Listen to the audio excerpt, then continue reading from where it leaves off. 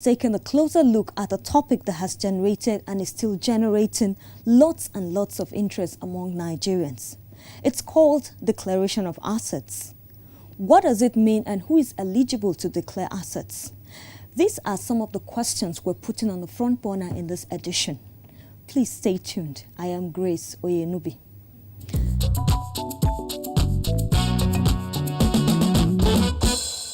As a civil servant of my own cadre, is it necessary I declare my assets? Yes. When I'm a good Christian, I know what is good for my country and for myself and for every other person, because I'm a mother. And that is why they address any nation, Her Majesty. So I will be fair to whatever I'm doing, to the glory of my Maker, my Creator. If every Nigerian should have the fear of God, there's no point declaring assets. Well, of course, I'm a civil servant, a lower cadre. We don't have much access.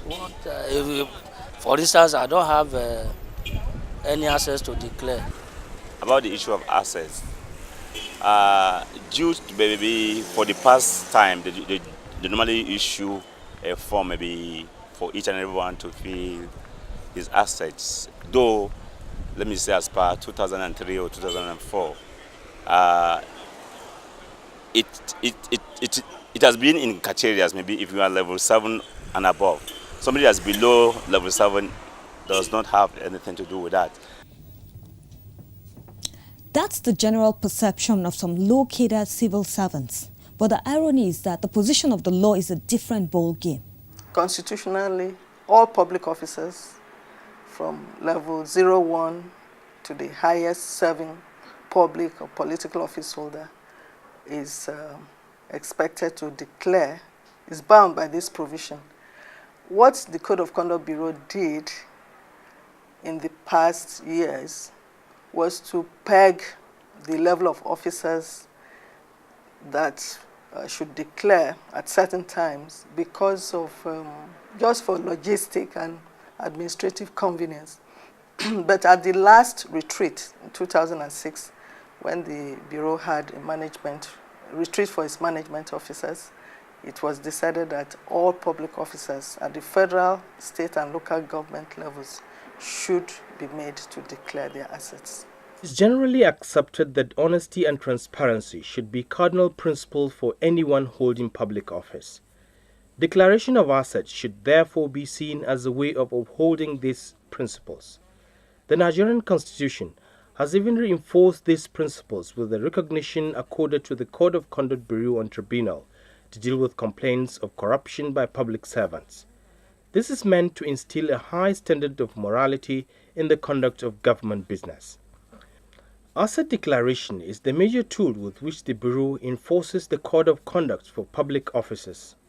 Declaration of assets, as enshrined in paragraph 11 of the 5th schedule of the 1999 Constitution, says, subject to the provision of this Constitution, every public officer shall within 3 months after the coming into force of this Code of Conduct, or immediately after taking office, or thereafter, at the end of every 4 years and at the end of his term of office, submit to the Code of Conduct Bureau a written declaration of all his assets and liabilities, and those of his unmarried children under the age of 18 years. Declaration of asset is a provision under the laws of Nigeria, which is made part of the Constitution now, that before you take your seat as a member of the legislature or your office as a president or a member of the executive, and those other public officers as are listed there, political appointees and any person above from level 7 upward, you have to declare the assets, how much you are worth, and your liabilities also. That is intended to ensure that a public officer, a person taking office, is accountable while in office. And if he says, I acquired this legitimately, let us know what your earnings were before you came in, what are your sources of income even while you are in office, whether you are a shareholder here, whether you have 3-4 houses, whether you have hotels and other properties running, whether you have a running investment, whether you had contract, your company had contract while you were in office, and you also declare the companies in which you have interest and how much shares you hold there, the vehicles you have, and so on. That is what is called declaration of assets. Assets are the things that you own. and of course the assets that are also owned by your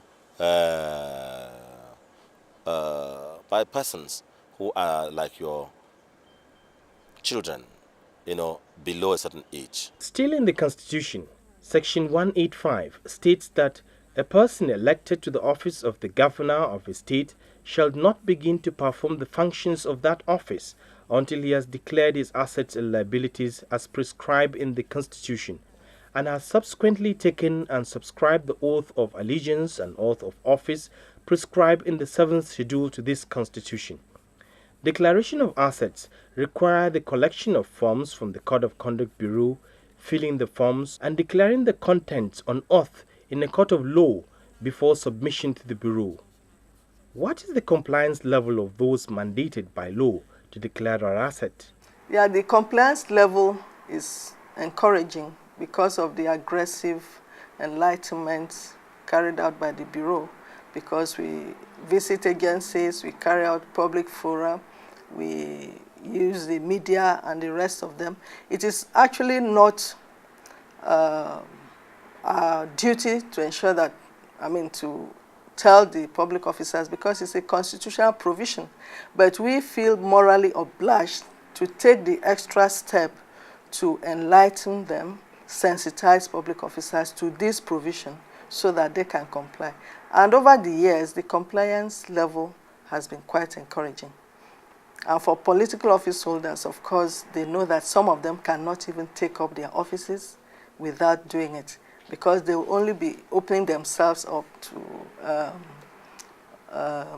allegations and petitions from members of the public. What then are the penalties for default of this obligation, and how many have been prosecuted so far? It is very wrong, and a breach of the Code of Conduct for Public Officers is a punishable offense. And if the law is strictly enforced, most of them should be sanctioned.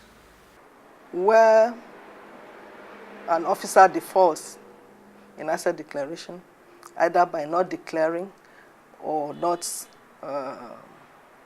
submitting his or her forms within the stipulated time, or declaring falsely, such officers are sent to the Code of Conduct Tribunal by the Code of Conduct Bureau. And when the tribunal finds any officer guilty of the offense, the sanctions available to the tribunal, and which are provided for in the Constitution, are that such officers should vacate office or be banned from taking up any public office for a period of 10 years, or to forfeit any property that is acquired in breach of the Code of Conduct for Public Officers. 2006, we arraigned 932 defaulters from 7 government agencies before the tribunal. In the same 2006, 21,140 public officers declared their assets, and these officers were from 130 government agencies. These are the statistics. What of private citizens who are not under the employ of government?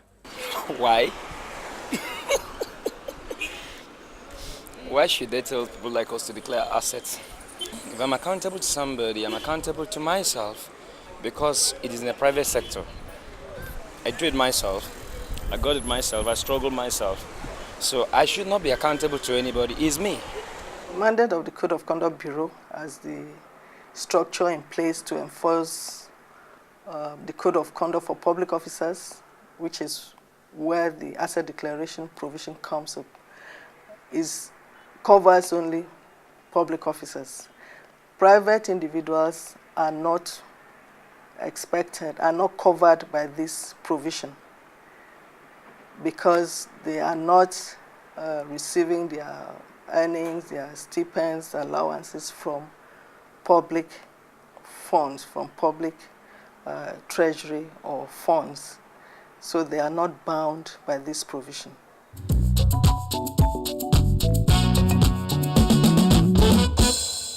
It is on record that President Musa Yar'Adua is the first Nigerian leader to publicly declare his assets, even after declaring the assets to the Code of Conduct Bureau. prior to the assumption of office. He said he sees it as a moral duty. Some political office holders are now taking a cue from him. I've already done my declaration. I've submitted the forms. It's just to make them public. That's what you're asking for, actually. Otherwise, of course, we all have to declare assets before we take office. Yes, I've done that. But what we're discussing really is make it public. And I said I'll do that pretty soon.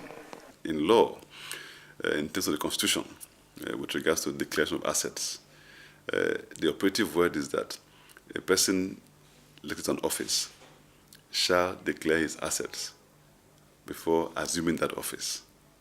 What that means is that when they say shall, it is not obligatory. Shall declare his assets publicly. It's not obligatory. That's what it means. If it says the person must declare his assets publicly or will declare, then that's different. But the operative word is shall. That leaves a discretion. It means that people can declare their assets in the normal manner by filing it with the Code of Conduct without doing so publicly, as far as the Constitution is concerned. So how many governors have declared their asset, especially before assuming office? As at today, all the serving governors have declared their assets, but some declared after taking oath of office, which is a breach, because Section 185 states that they cannot take the oath of office and begin to perform the functions of those offices without declaring their assets. So 18 complied by declaring and sending in their forms to the Bureau before taking oath of office. Others did after that, which is an infraction of the Constitution, and those other 18 have actually been sent to the Code of Conduct Tribunal. What of National Assembly members? Members of the National Assembly are not expected to take up their seats in either the Senate or the House of Representatives without declaring their assets. And where any of them is sworn in without a proof of having declared his or her assets, such a person shall be arraigned before the Code of Conduct Tribunal. For now, we have arraigned some governors, we have sent the list of governors, and we are also working on the list of members of the National Assembly and those of state houses of assembly. Nobody will be sworn in if he hasn't done his assets declaration. So all the senators, 109 of us, have done so. To make it public is a different subject matter, but in terms of declaration, we have all done so. And I can tell you that for certain that all the senators have done it. One pertinent question is, are these declared assets verified? As I talk to you, some teams from the Code of Conduct Bureau are in the field verifying the claims made by governors who declared their assets to the Code of Conduct Bureau. We do this for members of the National Assembly and key officers in the states. For other public officers, because of the sheer numbers, it's overwhelming when you relate that with our logistics and the hands that we have. We also have a strategy of bringing in a number of people using a conference type or conference style approach to verify assets, authenticate the documents that are presented, and where there are some gaps, then we take it from there.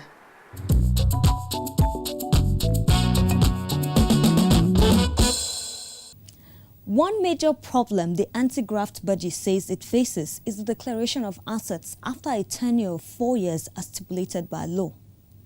It's good that they declare their assets. It's good. It's proper. When they are coming in and when they are going out, so that we will know if they have used their position to enrich themselves or not. It's good. And it should be made public. The law provides that political office holders should declare at the beginning of term and end of tenure, but some hide under the immunity provision, and by the time they leave office, we find it difficult to track them. And even when the Bureau send reminders, not that we are obliged to send such reminders, because ignorance of the law is not an excuse. Even when we send reminders through our state coordinators all over the Federation, because we have a practice of informing them some months to the end of tenure that they should declare their end of term tenure assets, they hide under the guise that the end of tenure, as provided in the law, did not specify 1 day, 2 days, 1 week, or 1 month after tenure. And after the end of tenure, you find it difficult to track them down. But they are only delaying the evil days, because the long arms of the law will certainly catch up with anybody who breaches the law.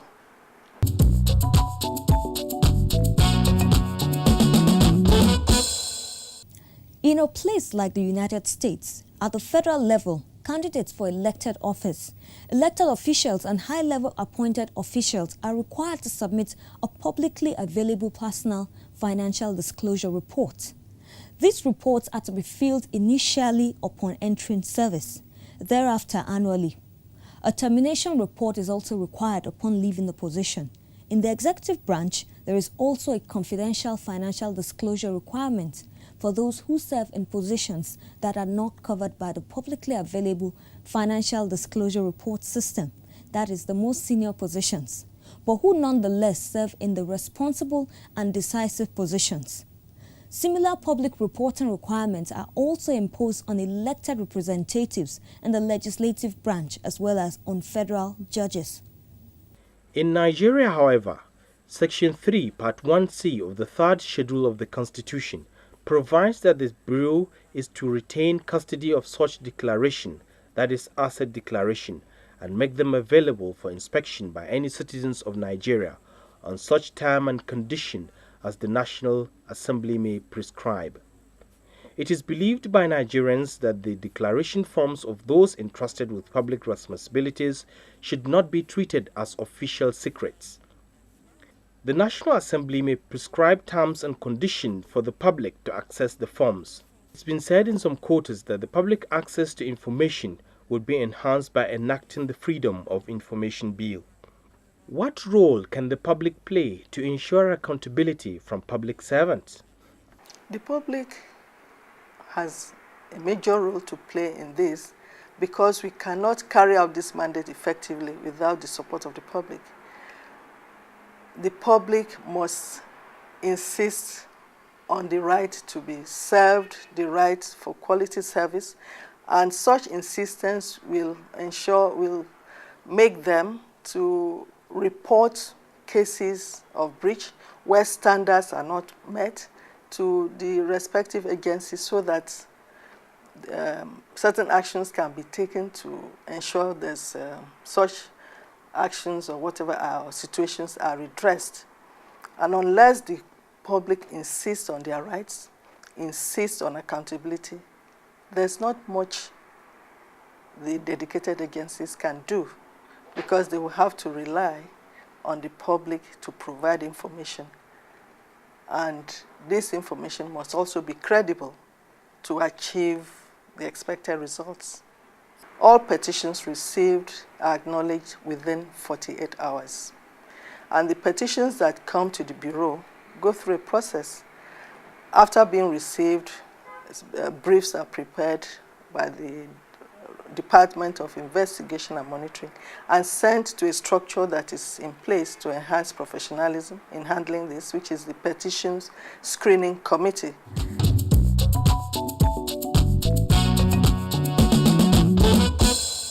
The declaration of assets is a way to measure honesty and integrity among public officers, and also to act as a check on how taxpayers' money is spent. It's obvious that transparency is the most effective weapon against corruption. Thanks for watching. Hope you join us on another edition of the program. I am Grace Oyenubi.